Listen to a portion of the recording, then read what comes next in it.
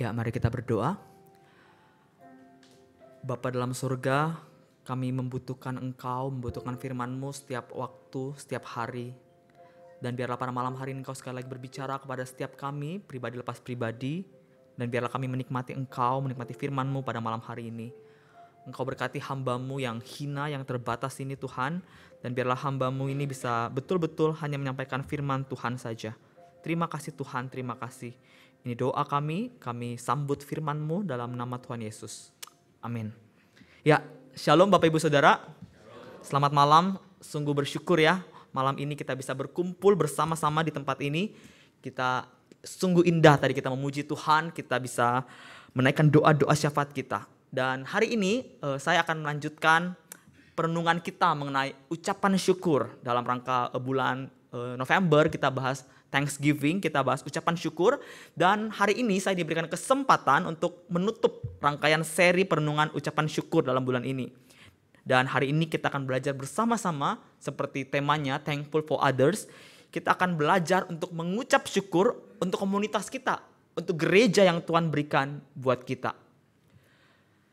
Saudara, ketika orang berdosa diselamatkan, mereka itu bukan diselamatkan sebagai seorang individu lalu kemudian masuk surga. No, Alkitab khususnya dalam tulisan Rasul Paulus sering kali menggambarkan gereja itu sebagai keluarga, di mana dikatakan Allah itu sebagai Bapa dan orang-orang percaya di dalamnya itu sebagai saudara. Atau misalnya Paulus juga sering kali menggunakan penggambaran atau metafora tubuh.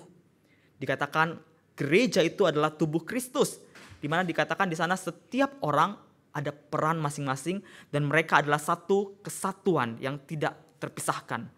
Meski demikian, ada banyak orang Kristen yang cukup apatis dengan kehadiran gereja. Mereka tidak mau bergereja dengan berbagai alasan. Mereka berpikir, oh cukuplah kalau saya punya hubungan yang vertikal dengan Tuhan. Mereka hanya berkata, oh yang penting gue kasih persembahan, yang penting gue rajin berdoa, rajin ke gereja, rajin saat teduh, cukuplah. Gue gak perlu untuk berkomunitas yang gimana-gimana. Akhirnya mereka sulit untuk memikirkan tema kita yang kita mau bahas hari ini, yaitu Thankful for Others. Gimana mau bersyukur gitu ya saudara, kalau mereka sendiri itu apatis atau tidak merasakan adanya kepentingan dari komunitas. Malam hari ini saya mau mengajak kita semua untuk bersama-sama memikirkan apa alasan kita mengucap syukur untuk orang lain, mengucap syukur untuk komunitas yang Tuhan berikan buat kita. Mengapa kita harus bersyukur untuk gereja?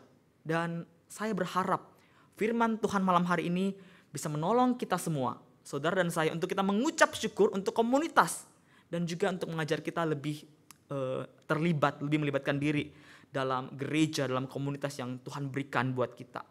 Hari ini, malam hari ini saya mau mengajak kita bersama-sama memikirkan, merenungkan ucapan syukur Rasul Paulus yang dia tulis untuk jemaat di Filipi.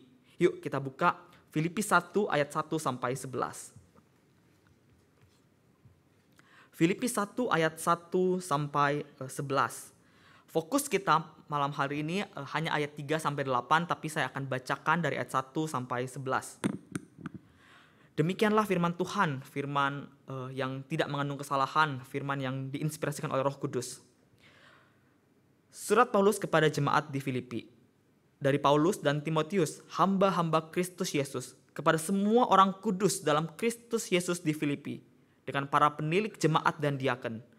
Kasih karunia dan damai sejahtera dari Allah Bapa kita dan dari Tuhan Yesus Kristus menyertai kamu. Aku mengucap syukur kepada Allahku setiap kali aku mengingat kamu. Dan setiap kali aku berdoa untuk kamu semua, aku selalu berdoa dengan sukacita. Aku mengucap syukur kepada Allahku karena persekutuanmu dalam berita Injil, mulai dari hari pertama sampai sekarang ini.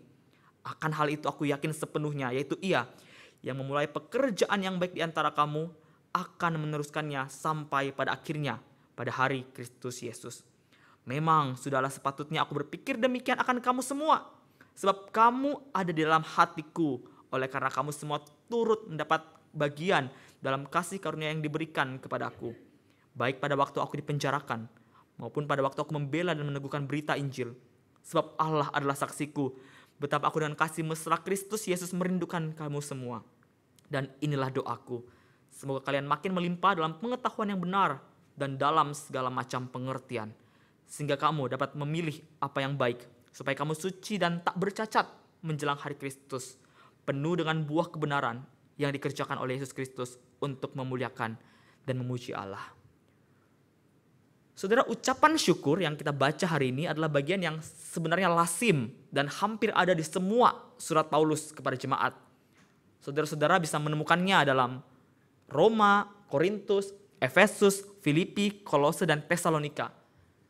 Hanya Galatia saja surat yang tidak ada ucapan syukur. Dalam surat-suratnya, Paulus pada umumnya ketika setelah mengucapkan salam, itu saudara-saudara bisa lihat gitu ya, setelah salam, biasanya setelah salam diikuti dengan ucapan syukur. Ada di Roma, Korintus, Efesus, Filipi, Kolose, dan Tesalonika. Semuanya ada ucapan syukur. Dalam ayat 3-8 yang kita baca tadi, kita melihat bahwa Paulus itu mengucap syukur untuk persekutuan dalam jemaat Filipi. Saudara, perkataan aku mengucap syukur kepada Allahku adalah perkataan Paulus yang dia ucapkan itu berasal dari pengalaman pribadinya dengan Allah. Saudara, surat Paulus yang Filipi ini ditulis Paulus dalam penjara. Tapi dia mengatakan bahwa aku mengucap syukur kepada Allahku. Ada kataku di sana menunjukkan ada hubungan yang personal dengan Allah. Dia betul-betul mengalami Allah secara pribadi. Meskipun dia dalam penjara. Meski di penjara, dia tetap bersyukur kepada Allah.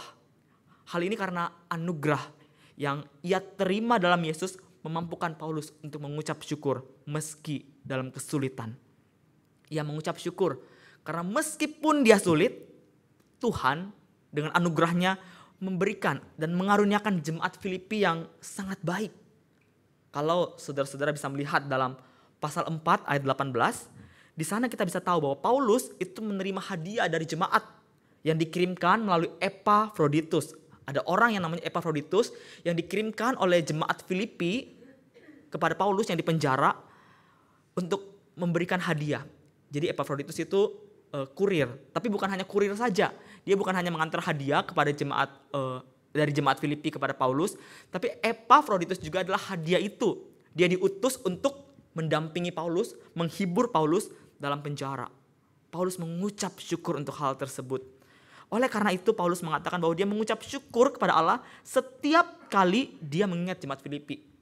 Dalam doa-doa Paulus, dia selalu ingat jemaat Filipi dan dia selalu mengucap syukur untuk jemaat Filipi. Ketika dia berdoa, dia ingat jemaat Filipi, dia berkata, thank God untuk jemaat Filipi. Kansiasen untuk jemaat Filipi. Terima kasih Tuhan untuk jemaat Filipi. Saudara, bagaimana dengan kita semua di tempat ini? Apakah dalam doa-doa kita, engkau mengingat gerejamu, atau paling tidak kelompok kecilmu? Atau kalau kalian ingat, apakah kalian mengucap syukur karena mereka? Saudara, Paulus bukan hanya berdoa dan mengucap syukur untuk jemaat Filipi. Dalam ayat 4 dikatakan bahwa setiap kali aku berdoa untuk kamu semua, aku selalu berdoa dengan sukacita. Paulus mengatakan bahwa setiap kali ia mengingat jemaat Filipi dalam doanya, ia selalu bersyukur kepada Allah untuk mereka. Ucapan syukur kepada Allah dinaikkan Paulus dalam setiap doa-doanya. Saudara, kita secara alamiah, secara natural ketika kita menilai orang, respons kita biasanya ada dua. Kalau kita nggak puji itu orang karena kebaikannya, kita biasanya kritik itu orang karena kesalahannya. Namun Paulus berbeda. Paulus menyatakan kepada kita bahwa dia tidak menilai jemaat Filipi dengan pujian atau dengan kritikan. Tapi dia yang ada yang ketiga. Dia berespons terhadap jemaat Filipi dengan ucapan syukur yang dia naikkan secara konsisten kepada Allah. Dia tidak henti-hentinya berdoa. Setiap kali aku berdoa, kata Paulus. Saudara, Paulus juga mengatakan bahwa dia berdoa untuk kamu semua. Sekali lagi lihat ayat 4. Setiap kali aku berdoa untuk kamu semua. Atau dengan kata lain Paulus berdoa untuk semua orang di gereja itu tanpa terkecuali. Saudara, mungkin kalian berkata, yalah Paulus kan diberkati dengan jemaat Filipi. Paulus itu banyak ditolong sama jemaat Filipi, ada hadiah.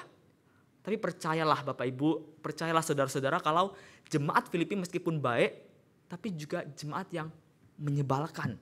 Kenapa? Coba kita lihat dalam pasal 4 ayat 2.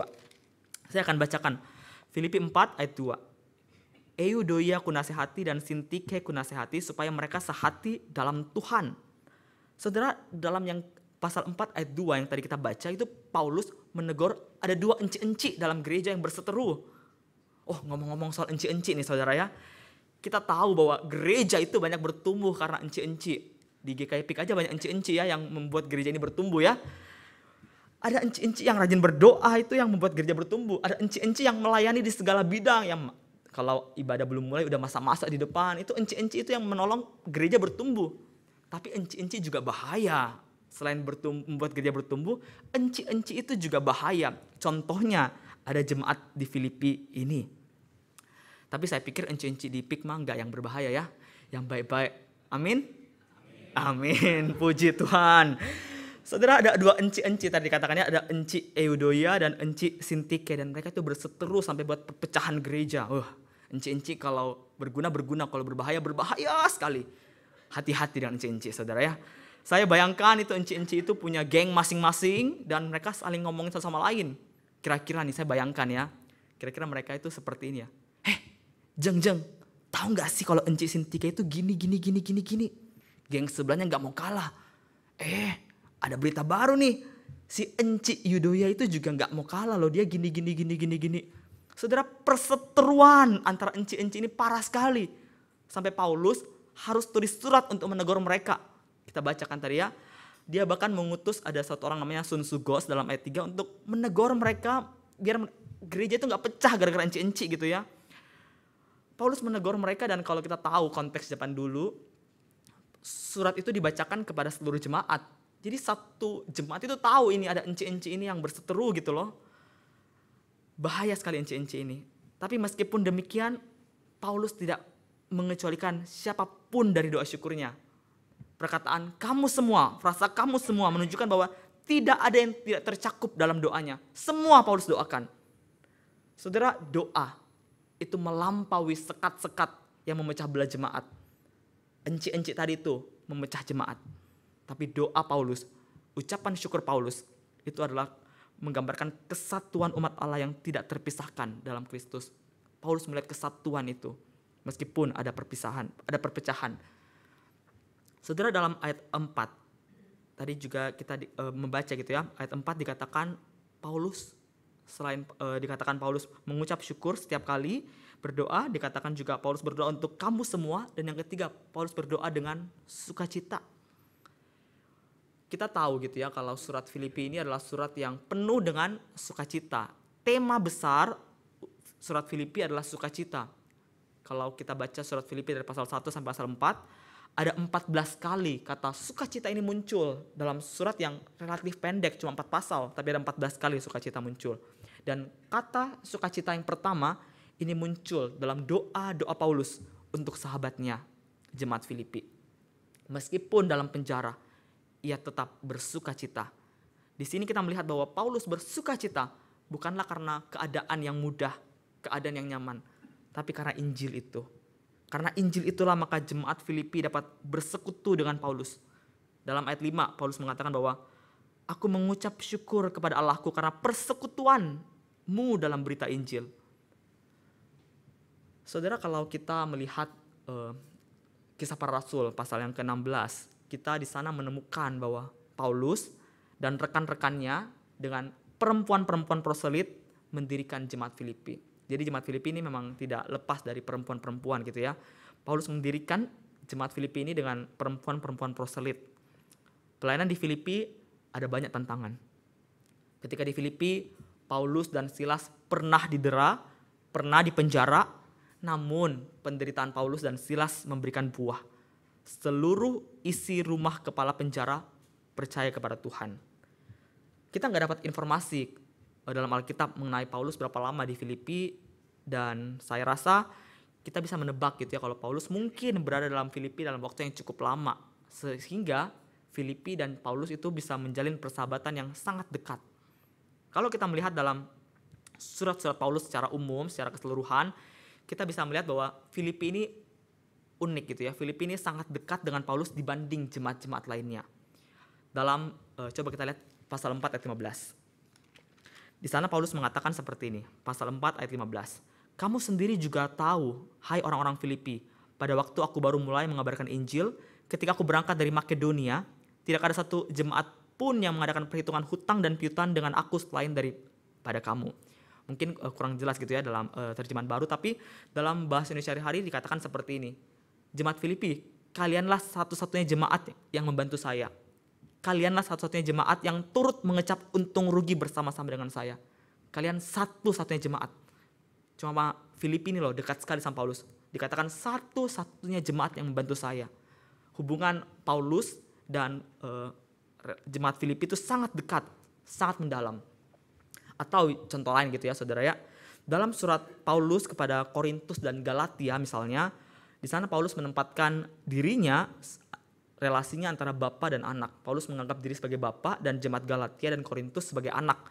Namun dalam surat Filipi ini ia menempatkan dirinya dalam relasi kerekanan, rekan, partner.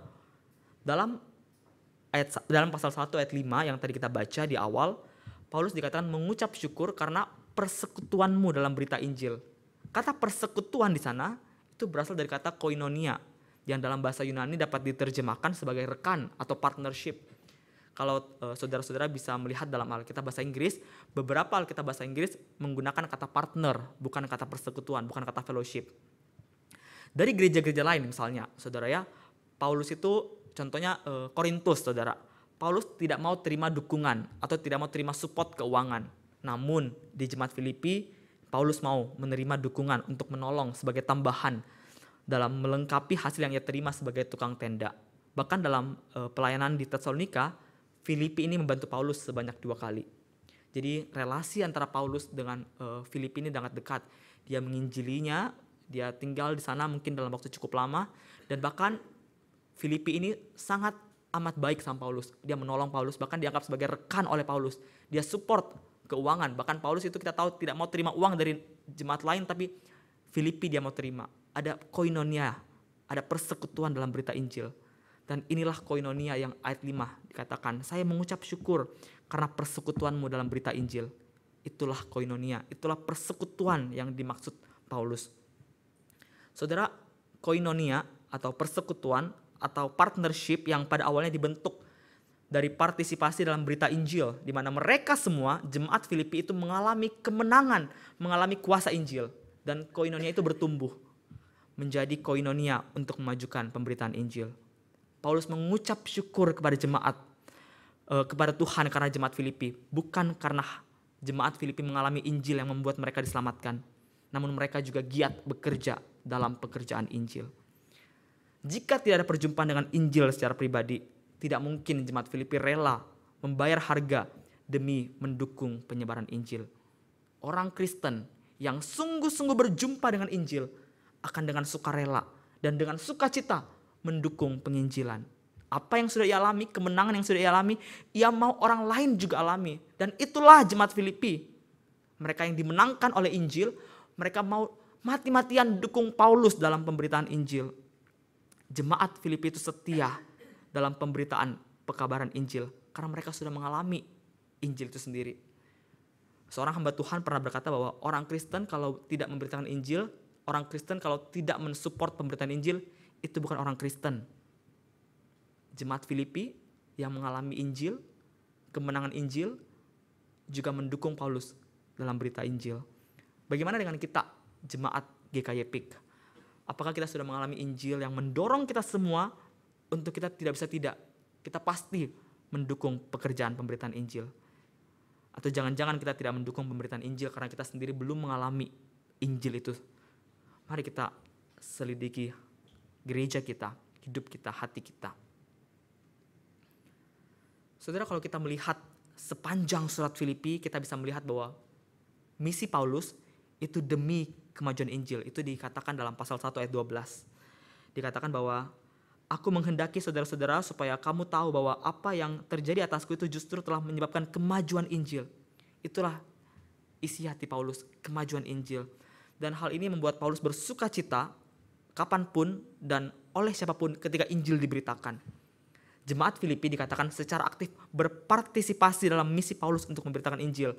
Jemaat Filipi mendoakan Paulus dalam doa-doa mereka di tengah-tengah penderitaan mereka. Selain itu dikatakan bahwa mereka juga seia, sekata, mereka menderita karena iman mereka kepada Kristus di tengah-tengah banyak perlawanan. Mereka juga dikatakan Paulus sebagai terang yang bercahaya di antara dunia yang bengkok. Mereka seperti bintang-bintang. Mereka juga bahkan mengirim Epafroditus dan dukungan keuangan untuk menolong Paulus memenuhi kebutuhan Paulus selama di penjara. Dan itulah semua alasan mengapa Paulus mengucap syukur kepada jemaat Allah, kepada Allah karena jemaatnya. Saudara, sejak hari pertama jemaat terima Injil sampai surat Filipi ini ditulis, jemaat Filipi terus percaya kepada Injil secara pribadi dan terus-menerus mendukung penyebaran Injil. Persekutuan, partnership, koinonia jemaat Filipi dalam penerimaan dan pemberitaan Injil itu membuat Paulus mengucap syukur, bersyukur dengan sukacita setiap kali Paulus mengingat mereka semua. Saudara, dalam ayat 6 kita bisa melihat bagaimana keyakinan Paulus, conviction Paulus akan penyertaan dan jaminan Tuhan terhadap persekutuan berita Injil dalam jemaat Filipi. Ayat 6 dikatakan bahwa akan hal ini aku yakin sepenuhnya, yaitu Ia yang memulai pekerjaan yang baik di antara kamu akan meneruskannya sampai pada akhirnya pada hari Kristus Yesus. Saudara, Allah yang memulai mendirikan jemaat yang bersekutu dalam Injil, Allah jugalah yang menyatukan para jemaat dalam menikmati persahabatan yang intim atas dasar partisipasi bersama dalam karya penyelamatan Kristus sebagaimana yang diberitakan dalam Injil. Persahabatan ini juga bertumbuh menjadi rekan partnership dalam pekerjaan pemberitaan Injil. Ketika surat ini ditulis, koinonia dan persekutuan jemaat itu mengalami ancaman, baik dari dalam maupun dari luar. Dari dalam tadi kita sudah lihat ada enci-enci itu, dan dari luar juga ada dikatakan ada pihak-pihak yang melawan gereja Tuhan. Jemaat Filipi mengalami penderitaan akibat dunia yang memusuhi Injil. Meski demikian, Paulus menyatakan imannya bahwa ia yakin bahwa kelangsungan keberadaan koinonia dalam berita Injil itu bukan karena inisiatifnya, bukan karena inisiatif jemaat Filipi, bukan karena daya tahan jemaat Filipi. Allah sendirilah yang adalah pendiri dari setiap gereja. Allah sendiri adalah pendiri dari koinonia itu. Adalah Allah yang akan menggenapkan tujuan dari setiap koinonia itu. Masa depan persekutuan, masa depan gereja, masa depan partnership ini terjamin hingga selesainya seluruh karya keselamatan Allah dikatakan pada hari Yesus Kristus. Koinonia, persekutuan itu bukanlah hubungan jangka pendek. Hubungan ini terus-menerus berkembang sampai pada hari Kristus Yesus. Meskipun jemaat mengalami penderitaan, meskipun jemaat ada konflik, Paulus mengarahkan matanya pada hari ketika semua lutut bertelut, semua lidah mengaku bahwa Yesus adalah Tuhan. Dan pada hari itulah ketika juru selamat datang dari sorga dan mengubah tubuh hina manusia menjadi serupa dengan tubuhnya yang mulia. Pengharapan itulah yang memenuhi kegelapan Paulus dalam penjara. Kegelapan dan kegelisahan dan keraguan akan jemaat Filipi dengan berbagai masalahnya lenyap di dalam terang dalam Kristus Yesus. Paulus melihat depan ada pengharapan, ada terang itu.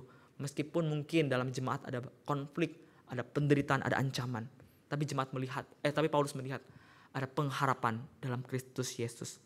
Pengharapan akan hari Kristus itu memberikan Paulus kekuatan untuk bertahan dan bertekun melalui semua pencobaan, ketegangan, dan kekecewaan di masa kini. Saudara, akhirnya dalam ayat 7 dan 8 kita melihat bahwa Paulus mengucap syukur dengan penuh sukacita karena Allah, karena kasih sayangnya yang mendalam kepada jemaat Filipi. Ayat 7 mengatakan, sebab kamu ada dalam hatiku. Oh, hamba Tuhan yang baik sekali ya. Dia mengatakan, kamu jemaat Filipi ada dalam hatiku. Dan ayat 8 dikatakan, aku dengan kasih mesra Kristus Yesus merindukan kamu sekalian. Oh, Paulus ini sayang sekali jemaat Filipi. Dikatakan, aku dengan kasih mesra merindukan kamu sekalian. Kamu senantiasa ada dalam hatiku. Dan ini bisa terjadi karena persekutuan mereka dalam berita Injil. Baik dalam suka maupun dalam duka. Saudara, dalam kehidupan kita sebagai gereja, apakah engkau sungguh mengucap syukur karena persekutuan yang ada di dalamnya? Apakah engkau bersuka cita karena engkau mengingat akan gerejamu? Apakah engkau giat bersyafaat bagi gerejamu? Atau jangan-jangan engkau sudah apatis dengan gerejamu dan berpikir bahwa gerejamu tidak ada lagi masa depannya. Engkau melihat problema ya, baik dalam gereja maupun dalam luar gereja, dan engkau ciut. Ingat, Paulus juga melihat problema dalam gereja, tapi ia berharap dan ia percaya pada Tuhan yang empunya gereja, yang empunya koinonia itu. Saudara, engkau mungkin pernah disakiti atau dilukai oleh gereja, tapi firman Tuhan hari ini mengingatkan kepada semua bahwa gereja yang sebaik apapun, bahkan gereja yang seperti Filipi baiknya dikatakan sebagai rekan Paulus, itu pun ada konflik. Tuhan tidak menjanjikan gereja yang tidak ada konflik. Di Filipi pun ada jemaat yang berseteru. Saudara, ketika saya mempersiapkan renungan firman Tuhan hari ini, saya teringat akan suatu firman Tuhan dalam Galatia 5 ayat 15. Di sana berbunyi seperti ini, saya bacakan. Galatia 5 ayat 15. Tetapi jikalau kamu saling menggigit dan saling menelan, awaslah supaya jangan kamu saling membinasakan. Saudara, dalam komunitas kita, dalam berkomunitas, Paulus sendiri yakin bahwa tidak mungkin orang-orang berdosa bisa hidup bersama tanpa saling gigit, tanpa saling telan. Tapi Paulus ingatkan kita semua untuk kita jangan saling membinasakan. Dalam gereja ada banyak orang berdosa, semuanya orang berdosa. Hidup bersama, pastilah saling sakit menyakiti. Kita ini seumpama landak-landak gitu loh. Yang orang-orang berdosa itu seumpama landak-landak yang ditaruh dalam satu kotak yang tidak mungkin kita tidak saling melukai. Tapi firman Tuhan hari ini mengingatkan kita bahwa meskipun demikian, dasar persekutuan kita, dasar gereja kita bukanlah karena kita tidak saling melukai atau karena kita hidup damai-damai saja. Dasar persekutuan kita adalah Tuhan yang ada di dalamnya. Di mana kita di dalam Tuhan kita diselamatkan oleh Kristus Yesus. Dengan demikian kita bersatu. Saudara, Tuhan yang mendirikan jemaatnya, Tuhan yang akan menjaga gerejanya sampai pada akhirnya.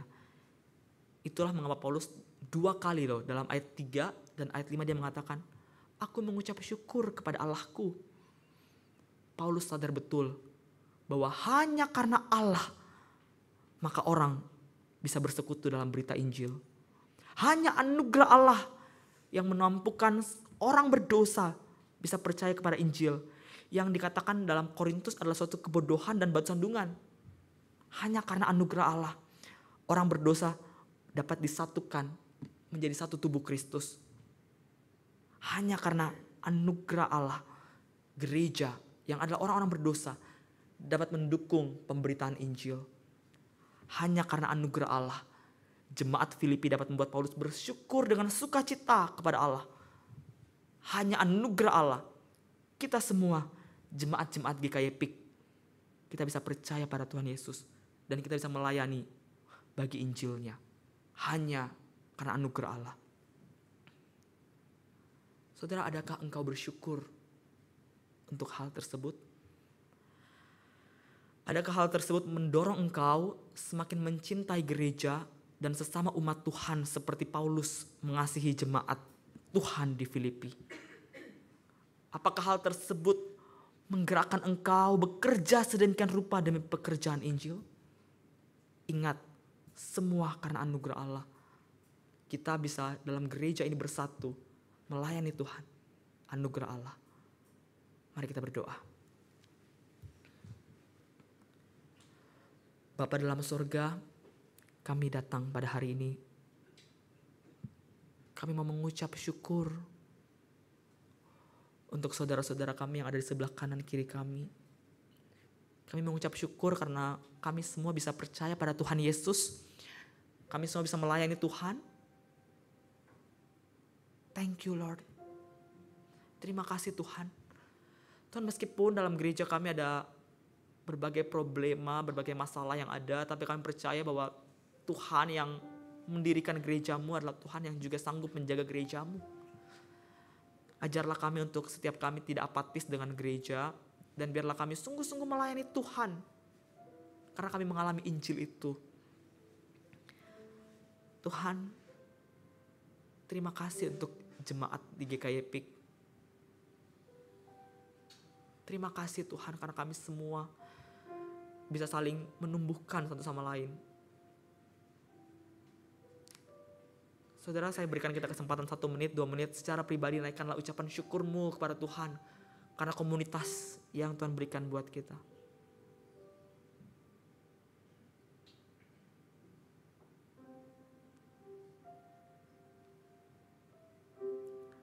Katakan pada Tuhan betapa engkau mengucap syukur untuk gereja yang Tuhan berikan buat saudara. Meski gereja ini tidak sempurna.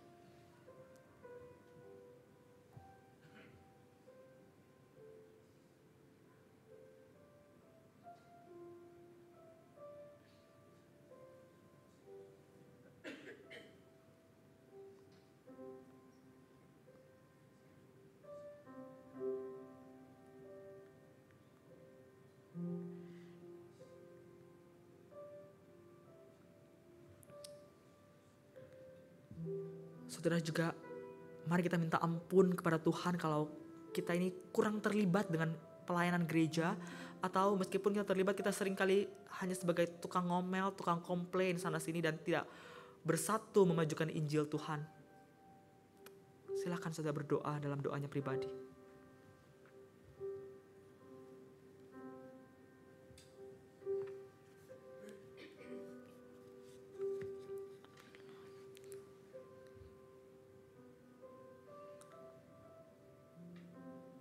Tuhan, inilah doa-doa kami dan Engkau berkati jemaat-Mu di tempat ini.